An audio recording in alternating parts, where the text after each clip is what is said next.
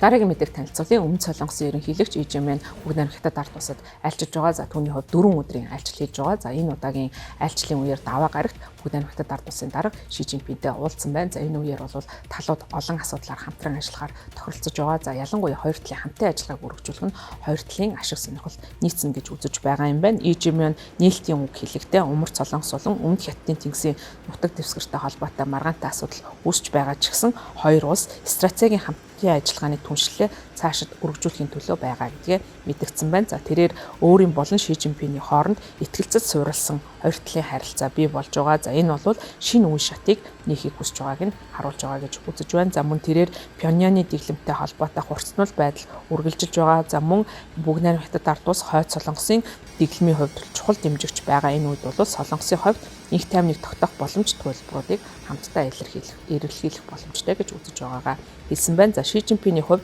хамтарсан хэвлэлийн баг хурлын үеэр хоёр улсын харилцан яриа хэлэлцээ зөвлөлдөх замаар олвол альва асуудал санал зөрөлдөөнтэй байдлаар шийдвэрлэх ёстой гэж хэлсэн байна. За мөн хоёр тал зүүн хойд Азийн инх тайван тогтвортой байдлыг хамгаалах ёстой гэж мэдгдсэн. За дэлхийн ертөнц бол одоогийн байдлаар тохиолдож байгаагүйгээр маш хурцтай өөрчлөгдөж байна. За бид энэ өөрчлөлтийг туулж байгаа. За олон улсын нөхцөл байдал улам бүр ээдрээтэй түүхтэй докторгүй болж байна гэж Синхуа агентлагт мэдгдсэн мэдээлэлтэй иш татаж хэлсэн байна. За бүгд найрамд хятад ард улсын дарга Бээжин Сөүл бүс нутагт инх тайвныг сахин хамгаалахад чухал үүрэг хариуцлага хүлээдэг. За өргөн хүрээний нийтлэг ашиг сонирхолтой гэж мэдгдсэн. За бид зөвхөн бүгд найрамд хятад ард улсын дарга Ши Жинпин хэлэхдээ Бээжин Сөүл бүс нутагта инх тайвныг сахин хамгаалахад чухал үүрэг гүйцэтгэдэг өргөн хүрээний нийтлэг ашиг сонирхолтой гэж хэлсэн. За мөн тэд түүхийн зөв талд бат зогсож зөв стратегийн сонголт хийх ёстой гэдгийг Ши Жинпин дарга онцлсан байна.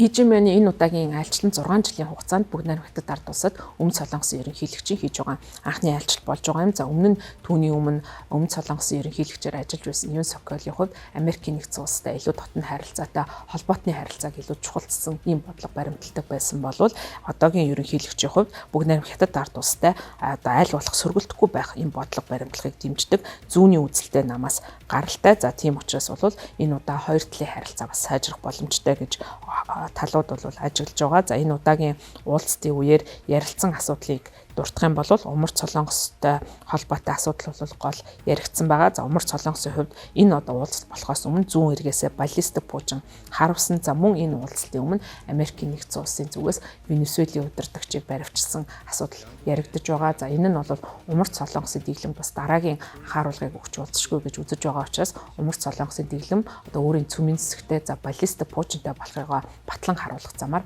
Америкийн нэгдсэн улсад бууж өгөх боломжгүй байгаа гэдгээ илэрхийлсэн үйлдэлийг гаргасан. За энэ айлчлалын өмнө бол бас энэхүү баллистик пуужингаа туршиж байгаа явдал нь бүгд найрамд хятад ард улстай Өмнөд Солонгосын зүгээс харилцаагаа сайжруулахад тимч дуртай бас байгаа гэдгээ бас илэрхийлсэн үйлдэл болсон. За мөн энэ удаагийн хэлэлцээрээр Тайваны ойролцоотой холбоотой асуудлууд үүссэн. За бүгд найрамд хятад ард улсын зүгээс маргаантай цэргийн сургууль явуулж байгаа. За харин Өмнөд Солонгосын болон Японы хувьд бол энэ асуудал дээр өөр өөрийн байр суурьтай байгаа. За Японы хувьд бол Тайвантай холбоотой асуудал дээр үндэсний аюулгүй байдалтай холбоотой асуудал гэж үзнэ. За хэрвээ Тайваныг бүгд найрамд хятад ард улсын зүгээс цэргийн хүчээр эзэлсэн тохиолдолд өөрийгөө хамгаалах хүчнийг байршуулах боломжтой гэсэн ийм байр суурийг илэрхийлсэн. За Өмнөд Солонгосын хувьд бол ямар нэгэн байр суурь илэрхийлэхээс татгалзаж байгаа. За Өмнөд Солонгос болон Японы хувьд аль аль нь Америкийн нэгдсэн улсын гэрээний холбоотонд тооцогддог. За тэгэхээр энэ харилцаа нь цаашдаа бүгд найрамд хятад ард улстай харилцаа ямар байхаас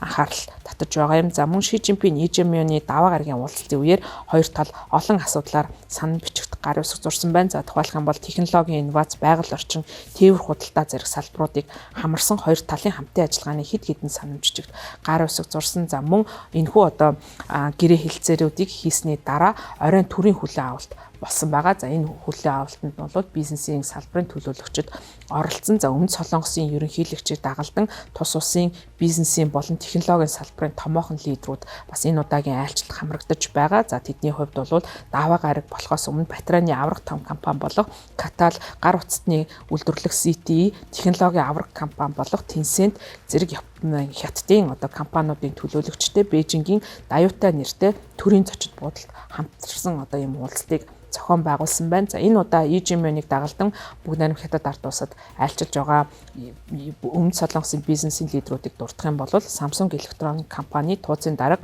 EGM, Hyundai Motor Group-ийн Чун Уи Суан зэрэг одоо бизнесийн төлөөлөлд дагалдаж байгаа. За мягмар гарагт бол хоёр улсын ерөнхийлөгчдийн хийж байгаа уулзалт болон за мөн ерөнхийлөгч Бүгд найрамд Солонгос улсын ерөнхийлөгчийн хувьд эдийн засгийн бодлогын асуудлаар Бүгд найрамд Хятад ард улсын ерөнхий сайд Ли Цзян болон бусад өндөр албан тушаалнуудтай уулзгаар төлөвлөж байгаа юм байна.